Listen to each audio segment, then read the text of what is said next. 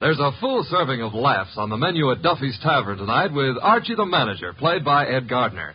Archie's colleagues in comedy are Miss Duffy, Clifton Finnegan, and Eddie the Waiter.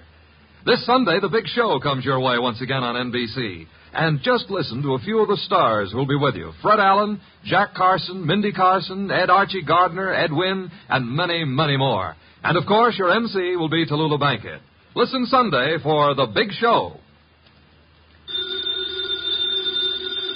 Ladies and gentlemen, that phone bell means exciting adventure.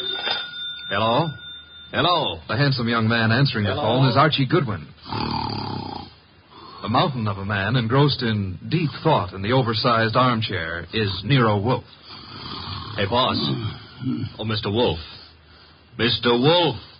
There's a guy on the phone wants us to take a case. Seems that someone was mad at a guy who was mad, and now this guy on the phone is mad, wants us to find out who did the killing. What do you say, Mr. Wolfe? We need the money. Hello? Yes, Mr. Wolfe says he'll be happy to take the case. Just present yourself and a check for $2,000 at 601 West 35th Street at 11 o'clock. Mr. Wolfe can't wait till you get here. He's dying to go to work. Goodbye. Greatest detective in the world. The only trouble is, he is.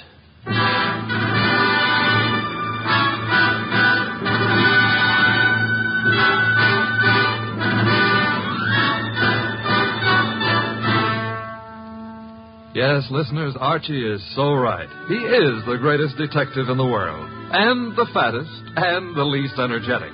He's Nero Wolfe, created by Rex Stout, and brought to you over this NBC network in a new series of adventures by Mr. Sidney Greenstreet.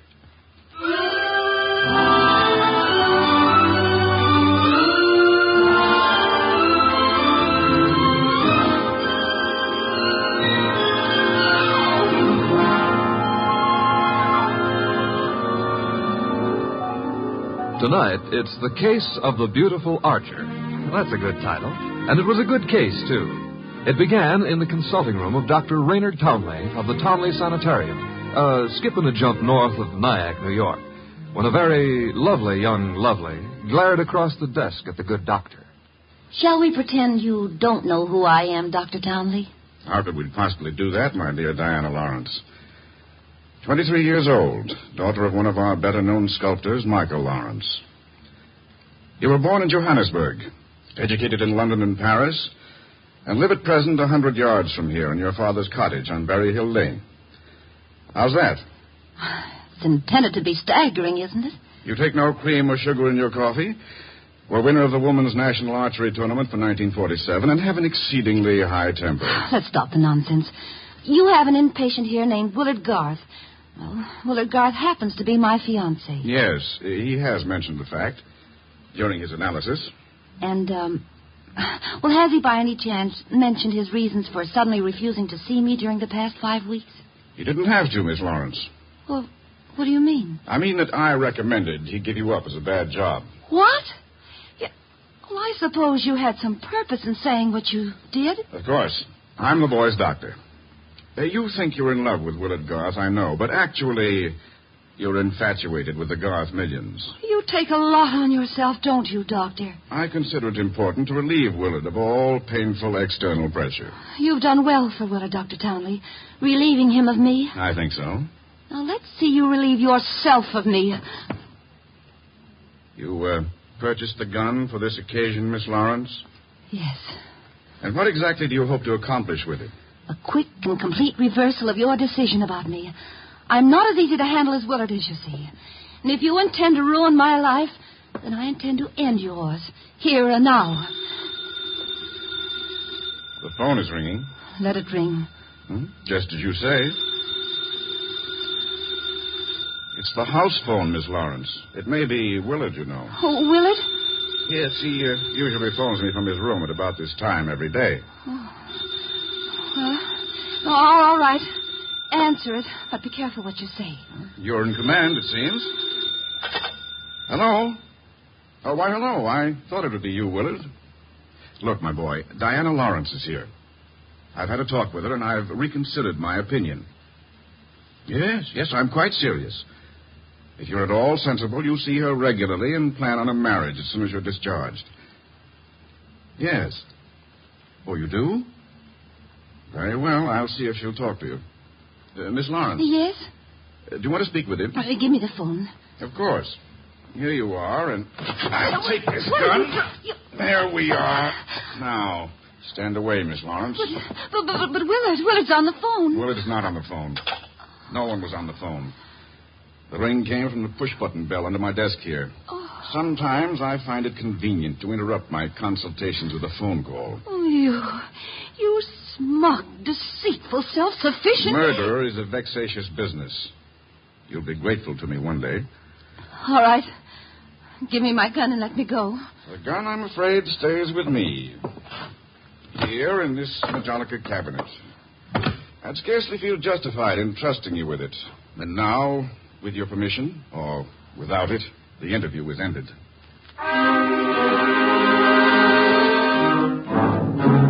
Later that day, the phone in the Lawrence house on Berry Hill Lane began to jingle. And this time it was no phony.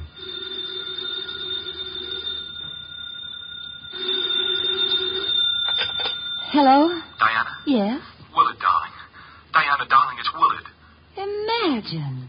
Has the doctor let you use the telephone just as if you were a great big adult? Oh, I've got to see you, sweetheart, and I didn't call you to argue. Love, beauty, understanding, that's what matters. Isn't it? Isn't it? Do I hear the overtones of a change of heart? Oh, Diana, what's happened wasn't my fault. He poisoned me against you. Then why don't you walk out of that amateur nut house and stand up like a man? I probably shall, Diana. And now, please listen to me. He's letting me have the limousine tonight from 8 until 12. I want us to go for a ride and talk and talk and talk until everything is clear. Clear as a bell, my baby. Don't tell me he's trusting you to drive. Oh, no. No, one of the handyman here will chauffeur us. Oh, say you'll come, Diana. Will you? Say it. Say yes. Say you will. Well, yes, Willard. I'll be glad to. Oh, 8 o'clock, then? 8. Oh, bless you. Bless you, my angel.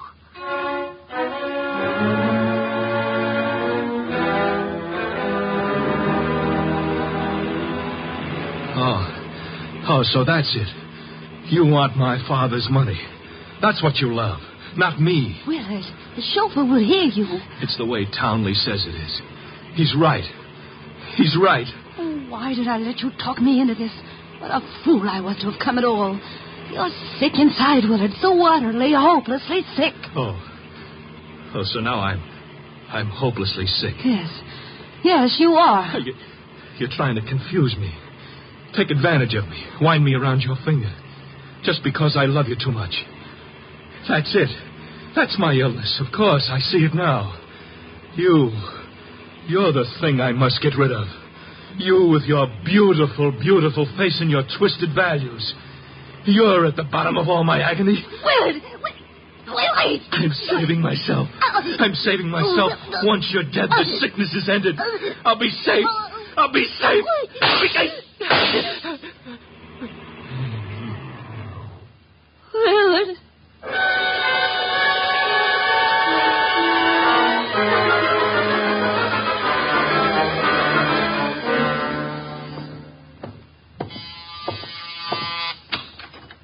Dr. Townley?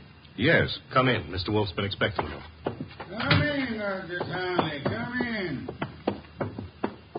Have a chair. Thank you, Mr. Wolfe. I'm so happy you've agreed to take this case. Have a glass of beer. Oh, no. Never at this time of morning, thank you. Well, Doctor, the newspapers check with what you told me. The girl and young Garth went out for a ride in your limousine last night. The car was driven by one of your handymen. That's right. Haynes, his name is. And they never came back. Young Garth was found dead in the car with 2 bullets in him. The girl was gone, and also Haynes, the handyman chauffeur, huh? Correct, sir. Have you any idea where he could be? No, sir. And the young lady, tell me about her. She's Diana Lawrence, daughter of Michael Lawrence. The sculptor? The sculptor. She lives with him in a small cottage near my sanatorium on Berry Hill Lane. An extremely aggressive and self-centered female with more than a slight flair for violence. Your description might easily lead me to suspect her of this murder, sir. Well, I'm aware of that. And I don't think you'll be far off the mark. As I told you on the phone, she tried to murder me yesterday morning. The police have made no headway in locating her? No, the homicide division has contacted her father, but he's remained quite noncommittal. He simply says that he's sure she's incapable of killing a fly and that he hasn't laid eyes on her since 8 o'clock last night. Highly suspicious behavior. She was unquestionably in the car with young Garth when he was murdered. But she wasn't alone in the car with him. You're referring to Haynes? Yes, but he can't be found either, remember? It appears that he failed to list his address on his job application. But somehow, Mr. Wolfe, I'm quite sure he'll show up this afternoon. Somehow, Dr. Townley, if I were you, I wouldn't be quite so sure. We must begin by facing the initial problem of locating our suspects. Archie? Yes, sir? Get out the car and drive up to the house on Berryhill Lane. And then? There you will ask Mr. Michael Lawrence to be sensible enough to cooperate with us in finding his daughter. And if the answer is no? I recommend, Archie, that you flatly refuse to take it.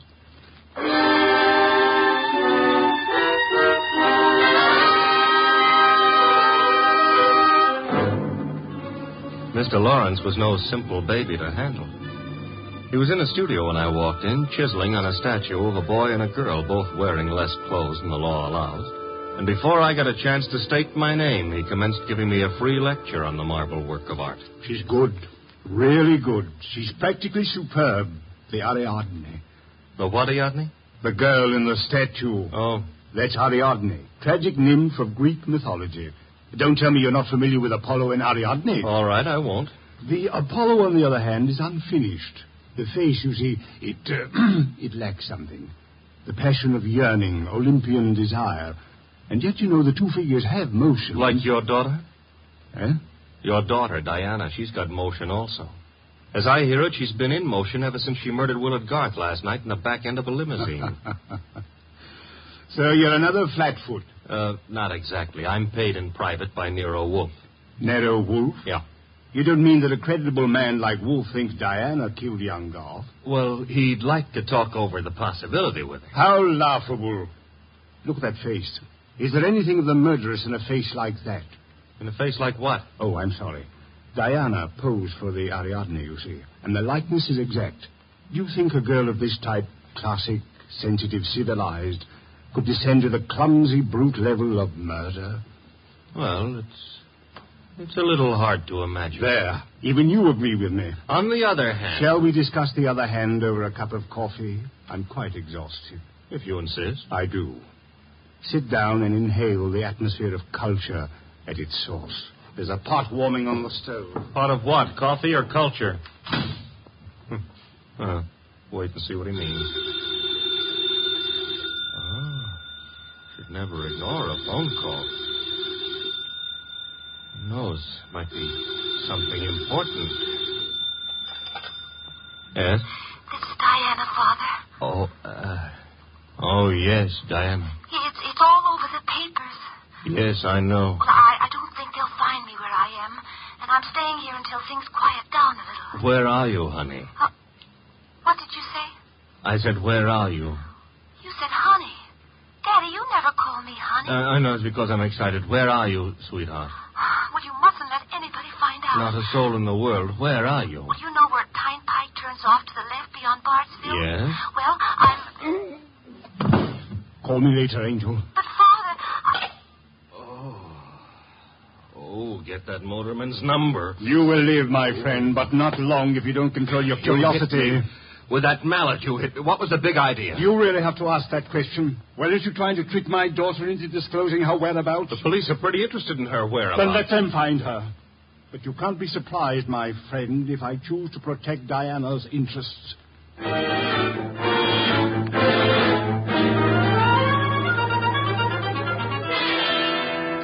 So he's working on an Apollo and Ariadne, is he, Archie? Who cares about Apollo and Ariadne? The point is how he worked on my gourd. That, of course, was unfortunate, my boy, but... Did you get that, Pete? Mm-hmm. Hello? Inspector Kramer. Hold it. For you. Here. Thanks. Yes? Wolf, How are you, Inspector? I hear you're in on the Garth killing. Not very deeply, I'm afraid. We're still trying to locate the Lawrence girl. Well, you can forget about that. Yeah? Yes, we've already located her and released her on a habeas corpus. That sounds interesting. Her father had a lawyer on our heads before she was in here 10 minutes. Too bad you couldn't have held on to her. Oh, I don't know. I'm not so sure we want her. Why not? Well, first of all, it's not likely she did it. No? No. Ballistics stated that the bullets that killed Willard Garth were not fired from point-blank range. And she was sitting beside him on the back seat. I see. Also, we found the murder weapon in the grass near where the limousine was parked, and she admitted it was hers. That sounds like a poor reason to release her. Well, the point is she wasn't in possession of the gun when the killing happened. At least so she says. No, who was? That doctor. What doctor? Townley. The guy who runs that sanitarium. According to her, he took the gun away from her for safekeeping at noon yesterday.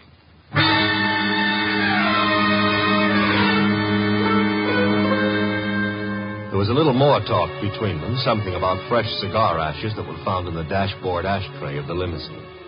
After that, the boss hung up and exerted himself enough to put a call through to the Townley Sanatorium. I'm afraid the doctor is very busy just now. So am I, and my business happens to be highly important. But I'll say you called, Mr. Wolfe, and I'll ask him to contact you just as soon as he has a free moment. Do you happen to have a free moment, miss? Why, yes, sir. Could you spend it by telling me if that handyman, Mr. Haynes, has been located? Why, yes, as a matter of fact, he has. One of the staff just found out where he lives, Mr. Wolfe. Well? He has a little cottage at 206 Dockside Road. That's out near Sheepshead Bay. Thank you.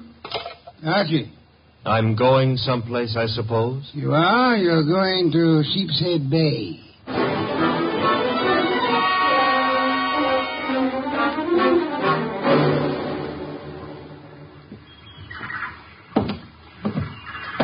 Hello there. Looking for a guy I can't find. Oh? Yeah, his name is Haynes. Stopped at the cottage up there, but there's no one there. I saw you here on the wharf fishing, so I... What did you say his name is? Haynes. Haines. Oh, Haynes. Yeah, do you know him? Well, there's a fellow named Hines used to fish out here. No, not Hines. Haynes. Couldn't be Huntingburg? No, it couldn't be. The name is Haynes. Hain... Haynes, give me a hand here, eh? Well, what do you know? Funny, huh? That guy seems to think my name is Haynes. Yeah, so do I. You do? Yes,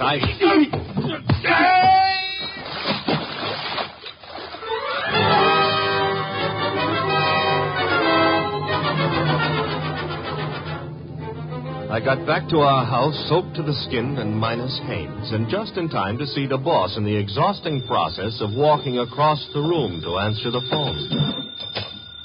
Hello? This is Dr. Townley. You called me. So I did. About the murder? More specifically, about the statement from Diana Lawrence that you removed a firearm from her possession yesterday morning. That's quite correct. It's here in my Majonica cabinet. Is it? Of course it is. I suggest you check. Just a moment. Mr. Wolfe. Yeah? I'd like to see you at once. The gun, I suppose, has vanished. What? How did you know? Because it is at ballistics, Doctor. It turned out to be the gun that killed Willard Garth. I see.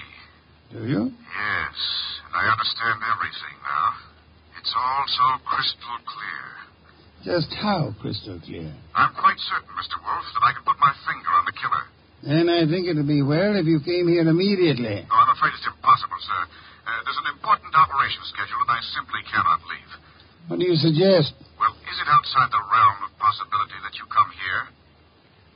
Is it, Mr. Wolfe? Hello, Mr. Wolfe? Mr. Wolfe?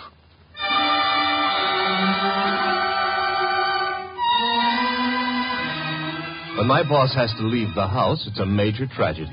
Sometimes he rages, sometimes he curses the whole detective business, lock, stock, and barrel.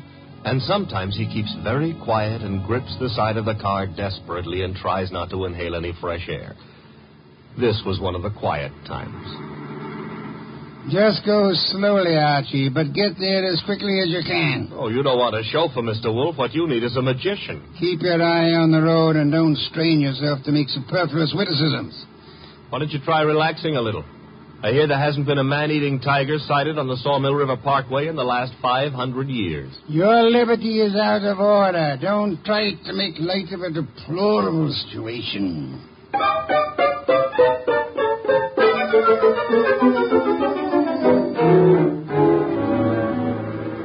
Here's the sanatorium.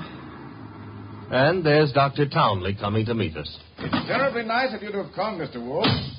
I've heard about your aversion to traveling, and I appreciate your going to the trouble. Don't mention. Oh, Archie, help me out with my other arm. There we are. Now, calm down. You're all in one piece. I think you'll find the trip highly profitable, Mr. Wolfe. You'll consider it time very well. Hey, what's the matter? What is it? What happened? He's been shot. It's hardly likely. There wasn't a sound. This kind of shot doesn't make a sound, boss. What do you mean? Better take a look for yourself. There's an arrow in his back, and he's dead.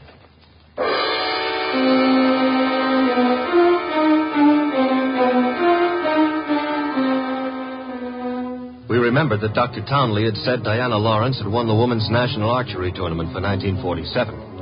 The Lawrence house was visible through the trees 100 yards away, so we started for it and the sculptor's studio. There's no one around. So this is his latest effort, Apollo and Ariadne. Yeah. Done a little work on it since I was here. The Apollo's face is more finished and... Hey, boss. Yes? You know, somehow or other, Apollo looks a little familiar. I wouldn't be surprised, Archie. I think if you examine it closely... Mr. Wolfe.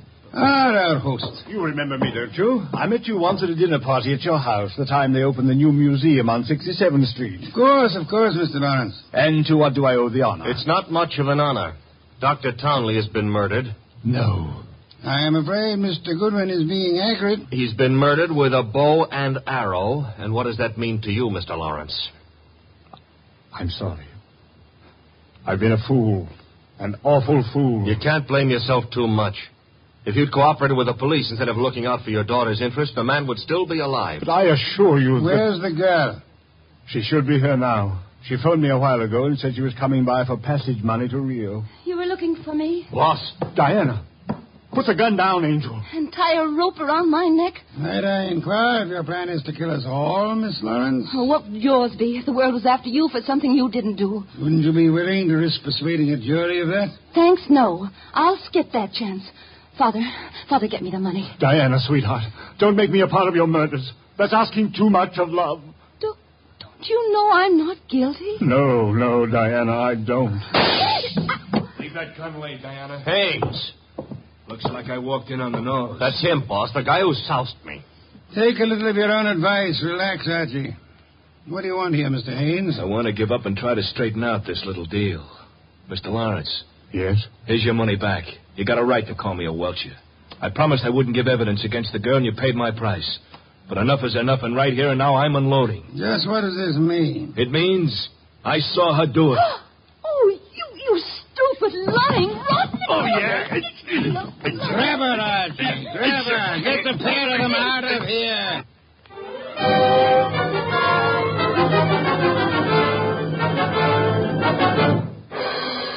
What can I say to myself now? What can I do? I'm sorry, Mr. Lawrence, but it's not necessary to eat your heart out. Many fathers before you have done their best and failed. But I had a special duty toward Diana. Special duty? Yes. Well, you see, you'll find it out sooner or later, so I'd best tell you now. I'm not a real father. I adopted her 9 years ago, and she was 14. I see. And I should never have done it. I realize now that I wasn't equal to the task. Well, all's not lost yet. They may not convict her, you know. Eh? I said they may not convict her. But how could they fail to convict her? She killed Garth, didn't she? Did she? She shot him? But the gun was in Townley's possession. She could easily have stolen that. She could have broken into his office later. It wasn't locked. What wasn't locked? The Majolica cabinet. I believe you mean what you said, Lawrence, the Majolica cabinet. Though for the life of me, I can't see how you could know whether it was locked or not, unless you had the experience of opening it. Could it be that you went looking for the gun yourself after Townley said he had confiscated it? That you killed Tommy with a bow and arrow, which you handle as well as your daughter, because he was just on the point of telling me that you knew where the gun was and that you were the likeliest murder suspect? You must be mad. Oh, sir, not I. But you are mad and more than a little. You hated Willard Garth. It was you who were making the marriage impossible. You loathed him, and in the end, you killed him. How could I have killed him? I'll tell you a little secret, Mr. Lawrence. The police found cigar ash in the dashboard tray of the death car. Chemical analysis showed that the ash was from an El Adoro cigar. What have you got in your left hand, sir? In my... an El Adoro cigar. And in my right hand, a Derringer. Powerful and admirable little weapon, Lawrence. I suggest you show proper respect for it by dropping all this here and now. You don't wish to hear me say the rest, that you were horribly in love with Diana, your own adopted daughter? In love and hopelessly, eternally frustrated? You begrudge me the triumph of accusing you of having bribed Haynes to let you take his place at the driver's seat of the limousine? And further bribed and threatened him into putting on his show of merry pranks and false confessions to confuse us all beyond measure? You said I loved Diana. Would I do all this to her if I did? Oh, but of course, such love as yours is really hate. You were content to see her dead rather than relinquish her. Like all miserly, small-hearted men, you would rather kill the thing you love than muster the generosity necessary to seeing it attain happiness. That's enough out of you. I should think it was much too much. It is.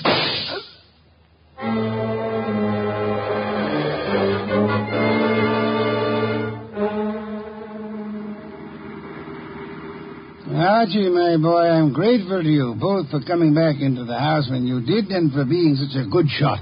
Hope you remember that next time you feel like insulting me. Tell me, what's with that cigar ash routine? Who told you the ashes in the limousine were from an El Adoro, boss? I never heard anything about that. As a matter of fact, neither did I. No one could possibly have determined the brand by any chemical means in existence. I knew that, you see, and I took the long chance that Lawrence didn't. Oh. But I still don't get the mainspring of the deal.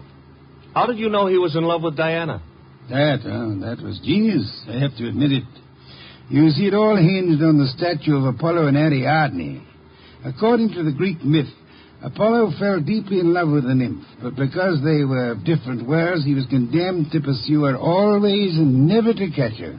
Well, what's that got to do with the price of eggs?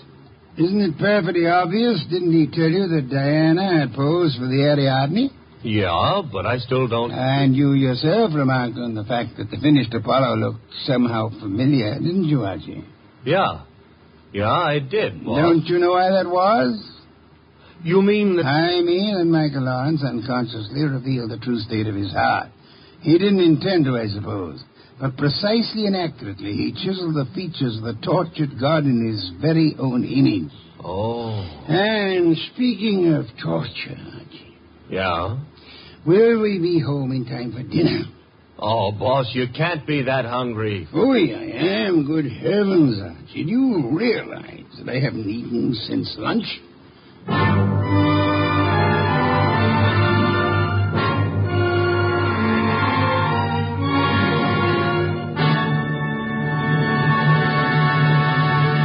You have been listening to The New Adventures of Nero Wolfe, starring Sidney Greenstreet.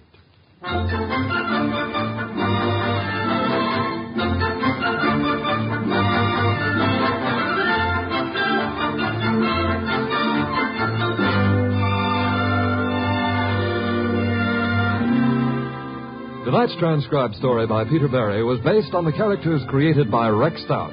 This is an Edwin Fadiman program produced and directed by J. Donald Wilson. In the cast were Larry Dobkin as Archie Goodwin, and Gigi Pearson, Ted Von Elst, Bill Johnstone, Peter Leeds, and Jay Novello. Next week at this same time, Nero Wolfe and Archie will bring you The Case of the Brave Rabbit. Don Stanley speaking. There's fun and laughs later tonight when Ed Archie Gardner stars as Archie the manager in Duffy's Tavern. As usual, Duffy won't be there, but Archie will be there, armed with his own whimsical version of the English language. Another Friday favorite you'll hear later is The Delightful Life of Riley, starring William Bendix as Chester A. Riley.